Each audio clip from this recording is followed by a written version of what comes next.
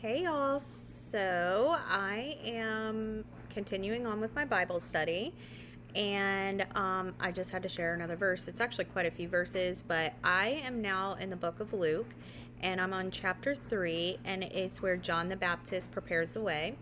So instead of me keeping the camera on me this time, I'm going to flip it around and let you guys see the words. Let me flip it around and we'll read it together. Okay, so also funny note, whenever I can't pronounce a word, I will come over here and I will write the pronunciation down. Okay, so we are right here.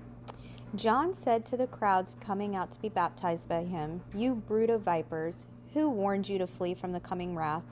Produce fruit in keeping with repentance, and do not begin to say to yourselves, 'We have Abraham as our father.' For I tell you that out of these stones God can raise up children for Abraham. The axe is already at the root of the trees, and every tree that does not produce good fruit will be cut down and thrown into the fire." "What should we do then?" the crowd asked. John answered, "Anyone who has 2 shirts should share with the one who has none, and anyone who has food should do the same." So I was a little bit confused, and I was like wondering why John would tell the crowds of people, like warning them for being baptized. So I did some research, and I looked up the meaning behind that. So it says, John the Baptist warned the crowds that true repentance requires visible ethical change rather than relying on religious status.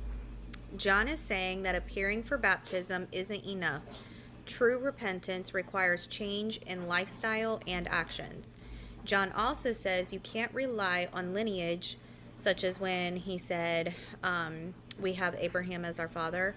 He says that God does not care about heritage, but about personal repentance.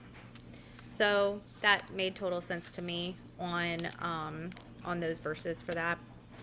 And I really liked where they were like, well, what should we do then? And he said, anyone who has 2 shirts should share with the one who has none, and anyone who has food should do the same, which is like what I talked about in my in the last video that I made, where the meaning, or the greatest commandment was to love God and then to love your neighbor. So I just think that in the world that we're in today, that's something that everybody else could hear also.